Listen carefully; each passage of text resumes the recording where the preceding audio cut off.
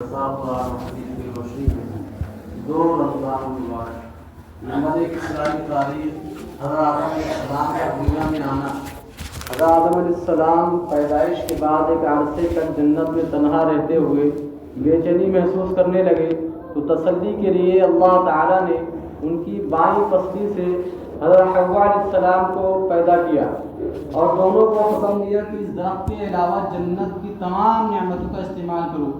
شیطان نے وسوسہ ڈال کر بہکایا کہ اس درخت کی خصوصیت یہ ہے کہ اس کا پھل کھانے کے بعد تم ہمیشہ جنت میں رہو گے۔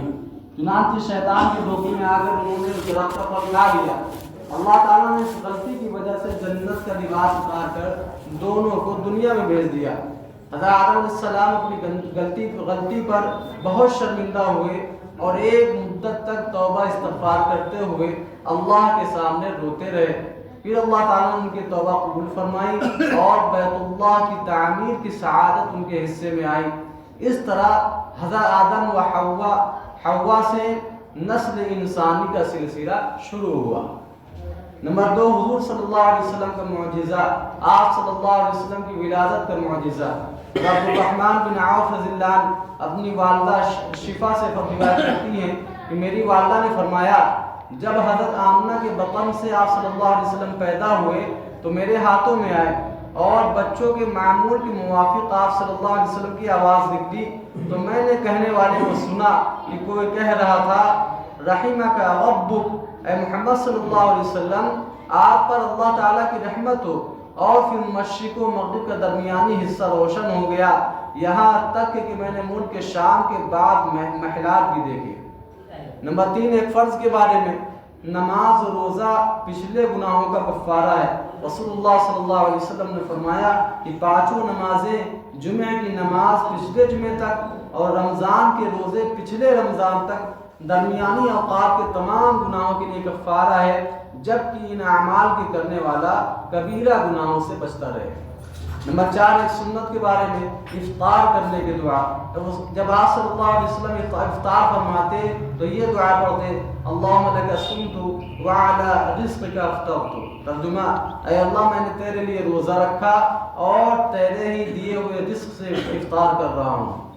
نمبر 5 ایک اہم عمل کی فضیلت، رمضان کے 3 حصے۔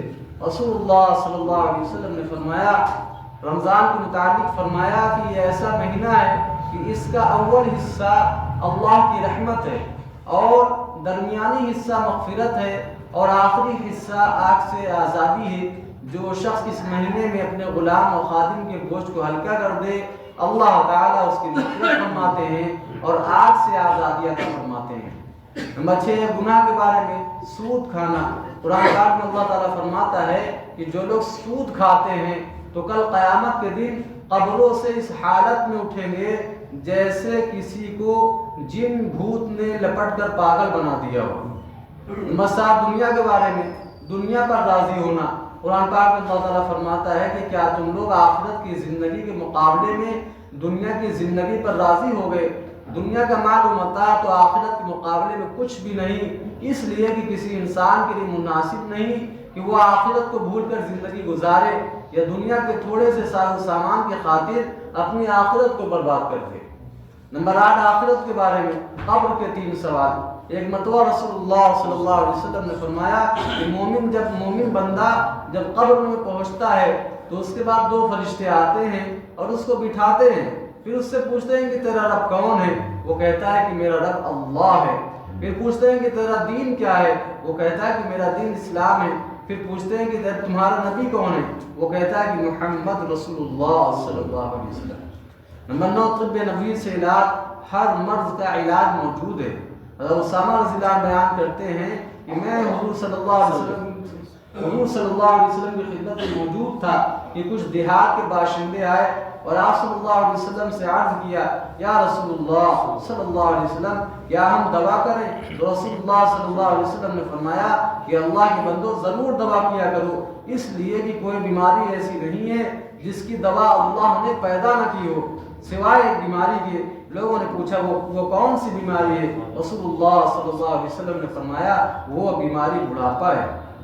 نمبر 10 نبی صلی اللہ علیہ وسلم کی نصیحت۔ رسول اللہ صلی اللہ علیہ وسلم نے فرمایا کہ جب تم روزہ کھولو تو کھجور سے افطار کرو، کیونکہ یہ سراپا برکت ہے۔ اگر کھجور نہ ملے تو پانی سے روزہ افطار کرو، کیونکہ پانی ظاہر و باطن کو پاک کرنے والا ہے۔